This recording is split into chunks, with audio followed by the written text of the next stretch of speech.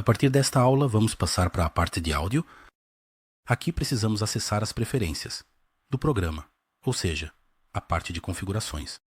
Se clicarmos em Live, ou seja, se clicarmos em Preferências, ou ainda, para mostrar pelo atalho, se fizermos Command, vírgula, ou Ctrl, vírgula, a janela de configurações será aberta para nós. Para fazer as configurações relacionadas ao áudio, precisamos clicar na aba de áudio. Aqui o Driver Type que vemos na parte superior é o tipo da nossa placa de som. Aqui estamos selecionando nossos dispositivos de entrada e saída. A placa de som que estamos usando é para entrada. Se formos gravar um áudio, precisamos escolher nossa própria placa de som aqui. Ou, se formos gravar um instrumento da mesma forma, aqui, se quisermos ouvir a saída pelo fone de ouvido, precisamos selecionar a opção de saída da nossa placa de som. Se quisermos ouvir pelo alto-falante do computador, teremos diferentes opções de saída, como o alto-falante do computador e assim por diante. Aqui também precisamos selecionar a opção relevante, taxa de amostragem. Taxa de amostragem é esta, normalmente. As opções que vemos aqui, 48000, vai de 44.800 até 192.000. O formato mais comumente usado hoje em dia é quando trabalhamos em um projeto, em que trabalhamos com 48.000. Na verdade, quando você configura sua placa de som, ela já é automaticamente ajustada para isso. O Ableton Live está sendo aberto. 4400 é na verdade o formato que era usado antigamente nos CDs.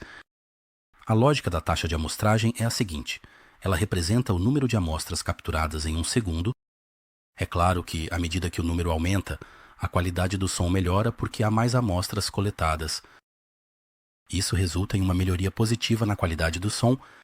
No entanto, essa taxa de amostragem máxima de 192.000 é usada em Blu-rays para arquivos de áudio da mais alta qualidade, enquanto 96.000 é usada em DVDs antigos e 48.000 é usada em pós-produções normais, como séries de TV e filmes. Podemos dizer que é o padrão de pós-produção utilizado ao criar os sons. 44.100, na verdade, corresponde ao CD. E, quando exportamos, temos as opções de 44.100 ou 48.000. Para o nosso projeto, normalmente eu uso 48.000. Aqui, o que devemos prestar atenção é a latência, ou seja, a parte chamada de atraso. Normalmente, ao trabalharmos em nosso projeto, usamos a maior taxa de amostragem, que aqui é indicada como 2048. Isso minimiza a carga na CPU e nos permite trabalhar com mais conforto. Ele permite, mas, quando se trata de gravar um instrumento ou uma voz, se deixarmos em 2048, encontraremos um atraso quando entrarmos na gravação deste conjunto. Então, o significado do atraso nesta parte de latência é, na verdade, este normal. Já que estou gravando a tela agora, o som do microfone chega até você diretamente da placa de som, sem nenhum atraso, ele entra sozinho.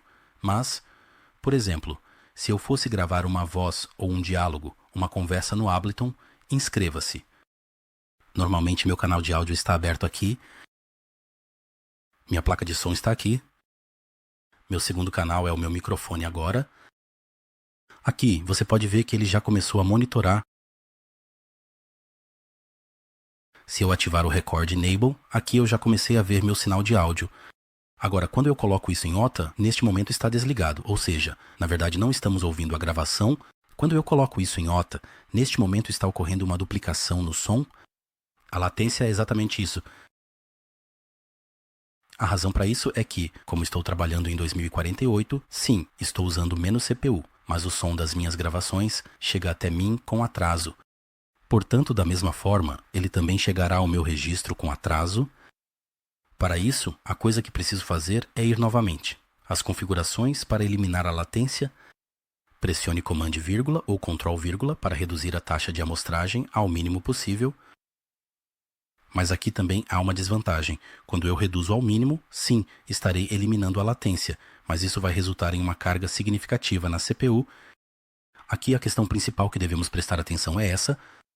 Então, resumindo, quando fazemos uma gravação de áudio, pode ser um instrumento que estamos conectando à nossa placa de som, como uma guitarra, ou queremos gravar uma voz usando o nosso microfone, ou então com o nosso microfone. Vamos supor que queremos gravar um instrumento ao vivo. Aqui, precisamos usar a taxa de amostragem mais baixa para minimizar a latência. Depois que o processo de gravação terminar, ou seja, quando voltarmos à parte da produção, precisamos usar a taxa de amostragem mais alta possível para que possamos gerenciar a CPU da forma mais eficiente. Para que possamos tirar o máximo proveito do nosso computador. Outra coisa que eu quero mostrar para eliminar essa latência é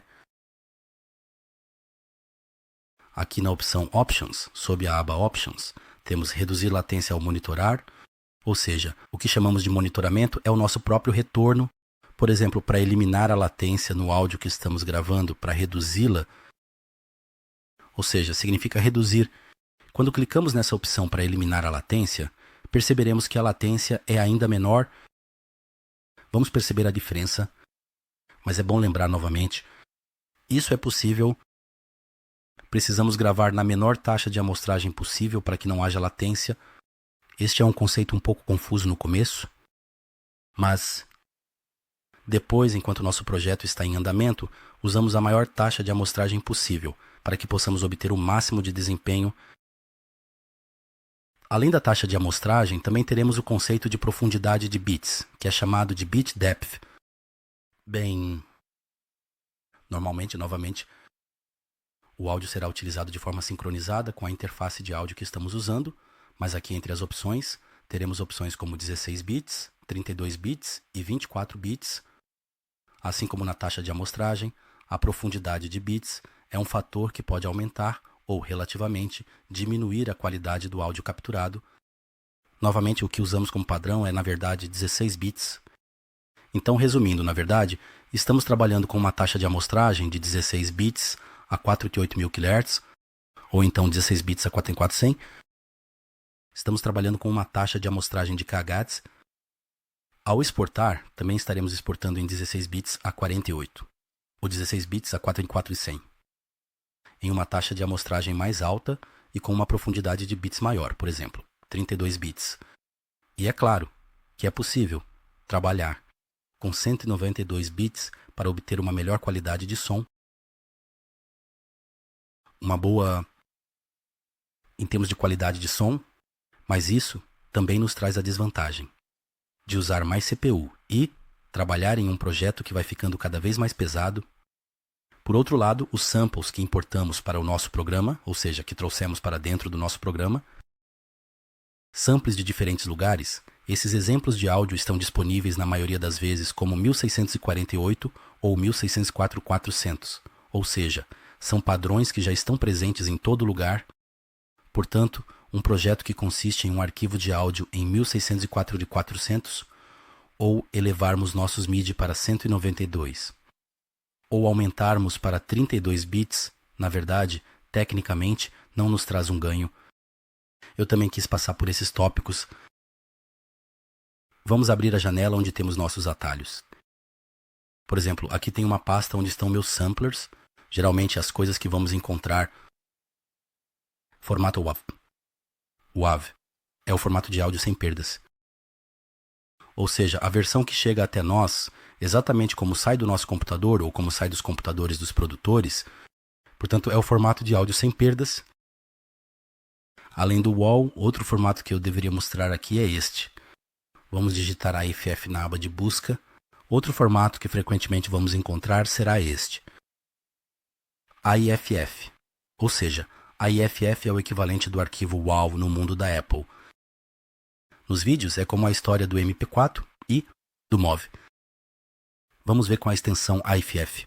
Esses também aparecem com frequência. Outro formato que temos, ou seja, assumindo que pegamos o sample de fora, que vamos encontrar, é o formato RG2. Este também é um dos formatos de áudio frequentemente usados durante a produção. Além desses três formatos principais de áudio, temos os famosos MP3 e MP3. Na verdade, é a versão comprimida, portanto com perdas. Geralmente exportamos nossas faixas em 16 bits a 44100, ou então exportamos em 16 bits a 48000. e depois isso é convertido para o formato MP3 por várias plataformas digitais. O tamanho é reduzido e ao mesmo tempo é comprimido, e no sinal de áudio isso se torna uma perda geral na mixagem. Essas diferenças que mencionei, na verdade, sim, as diferenças que vão de 16 bits a 32 bits, ou de 4 em 4 100 Hz a 1900 e 2000 Hz, em condições normais, não são grandes diferenças que possam ser facilmente percebidas pelo ouvido. Sempre que sistemas de som muito mais profissionais são necessários, seja em casa ou em um ambiente de clube, por exemplo, são diferenças que se tornam evidentes em ambientes onde existem sistemas de som profissionais. De qualquer forma, eu queria resumir brevemente o assunto de uma maneira técnica